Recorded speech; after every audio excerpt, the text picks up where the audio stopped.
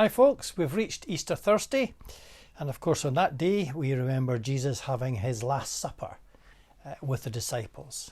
Let me read the appropriate passage. We're continuing in Mark's Gospel, and again it's chapter 14. On the first day of the Feast of Unleavened Bread, when it was customary to sacrifice the Passover lamb, Jesus' disciples asked him, "Where do you want us to go and make preparations for you to eat the Passover?" So he sent two of his disciples, telling them, "Go into the city, and a man carrying a pot of water will meet you. Follow him. Say to the owner of the house he enters, 'The teacher asks, where is my guest room, that I may eat the Passover with my disciples?' He will show you a large upper room, furnished and ready. Make preparations for us there." The disciples left, went into the city, and found things just as Jesus had told them. So they prepared the Passover. Now I'm going to stop there because I'm not going to concentrate on the meal itself. We often do that, of course, quite rightly so. But I'm intrigued by this bit because it's like Jesus has a network. It's like a secret society. Some people have said it's like he had a resistance movement all over the place in relation to what was going on. He obviously had contacts in Jerusalem that even the disciples didn't know, which is really strange, but intriguing nonetheless. And we know that was the case for his entry into Jerusalem on the donkey. That was all arranged by him, again by people the disciples didn't know. And here they go in, and it's only two of them for the simple reason that Judas is looking for an opportunity to betray him. And if Jesus kind of sensed that or foreknew that, he makes sure that all the disciples don't go in to prepare the room. It's only two of them. And then we get to, it's almost like a spy drama, because they will see a man carrying a water pot. Now, in that culture, it was the women who carried the water pots. Now, I'm not saying men couldn't do it. There may have been specific reasons. Maybe a woman was injured or not so well, and a man would carry it for her. I'm quite sure men did that. But generally speaking, it was women who carried water pots. So it's a wee bit like saying, think of a spy movie. Your contact will be holding a lady's umbrella.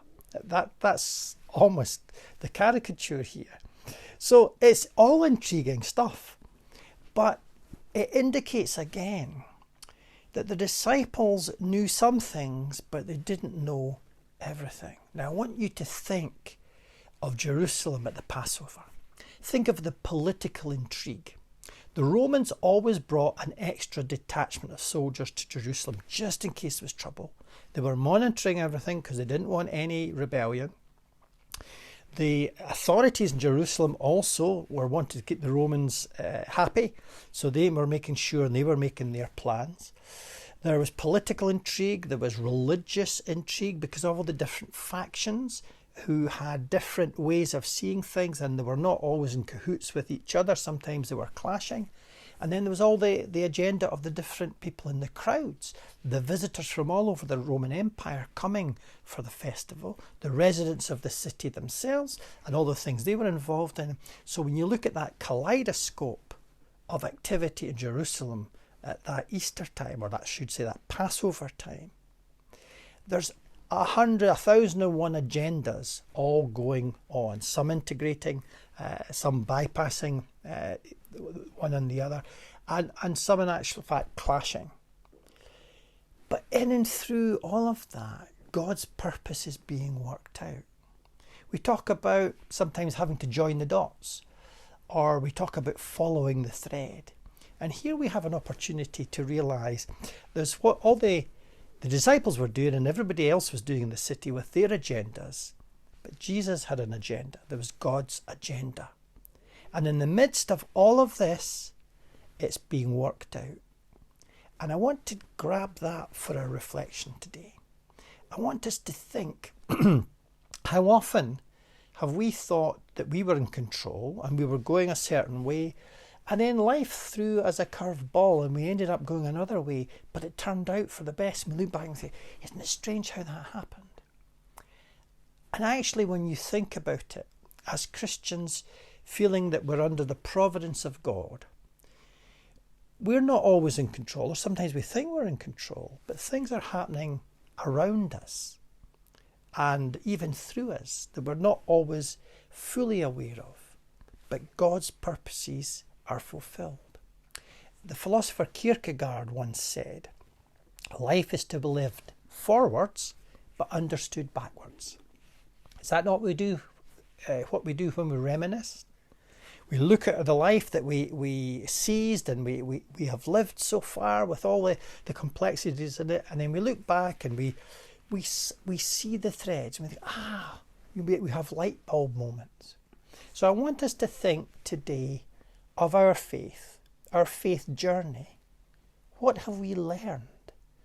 What moments can we think of where, God was there? We didn't realise it at the time. We thought we were doing this and we were doing it for this reason. But look at the way it turned out. God's hand was upon us. God was in control in that Easter story. He's in control with you and me. He's working his purposes out. May he grant us eyes to see that. Now there's a big point to ponder. Thank you for watching. I'll see you tomorrow.